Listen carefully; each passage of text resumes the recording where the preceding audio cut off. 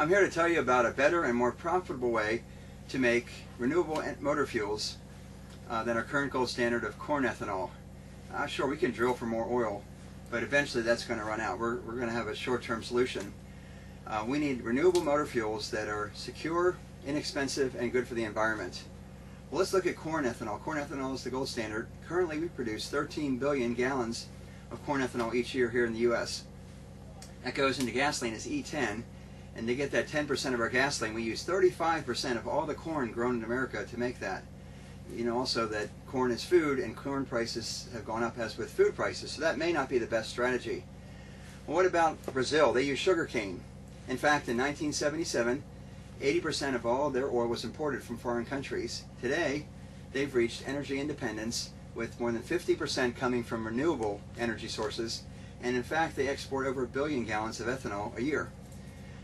But you need tropical climate, and we don't have a lot of tropical climate here in the USA, so that's not going to work here. Actually, there may be a way.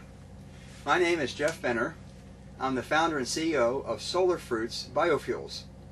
Here's the solution. It's a little known cousin of sugarcane called sweet sorghum. This is an amazing plant that grows well all over the entire USA. It's a giant plant. It produces massive quantities of sugar. It costs 30% less to plant than corn. It's drought resistant, so it needs half the water of corn. And when it comes to making ethanol, it's far more efficient than starch. It's 3 to 3.5 times more efficient than starch. And finally, we're going to set up operations on the East Coast. All the other large bioethanol plants are located in the Midwest, so we'll have a transportation advantage. So when you look at all these things, we have a significant cost advantage in an industry that considers profits in pennies or fractions of a penny. We've been doing research on sweet sorghum for 4 years. We've grown it, we've harvested it, we've made ethanol from it, and collected data along with Salisbury University. We developed and built a prototype sweet sorghum harvester with funding from Maryland TEDCO, and we got a patent for it in July of this year. We've assembled a team of experts in agriculture, finance, operations, and accounting, and we're actively seeking an entrepreneur mentor with experience in biofuels or chemicals to augment our team. So let me tell you quickly about myself. I'm actually an ophthalmologist, an eye doctor, and a very specialized one. I only specialize in diseases and surgery of the retina, which is the back of the eye. When I started out, many bankers and specialists, experts, told me I could never succeed because I was too specialized.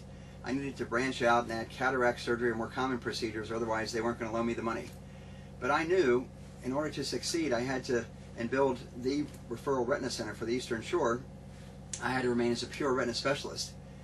And I found a lender that was willing to do it, and now 20 years later there's 6 full-time retina specialists, and it's a multi-million-dollar business.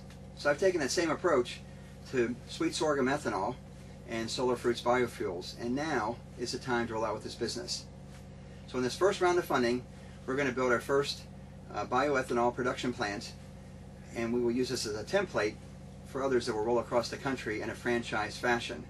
We need to raise $12 million to produce a 5 million gallon a year ethanol production facility. We anticipate a rate of return of 20 to 22%. Oh yeah, I forgot, there's actually more. There's 2 other revenue streams that go with the sweet sorghum plant.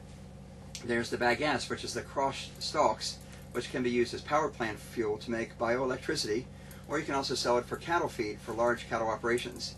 The second one is the grain from this plant can be sold as poultry feed or as gluten-free flour. So these 2 add significant value, and that's how we'll get this high rate of return off our bioethanol operation. So if you're interested in a better way to make renewable motor fuels with a high rate of return, please contact me, Jeff Benner, at Solar Fruits Biofuels. I can be reached through my friends at TEDCO. Thank you.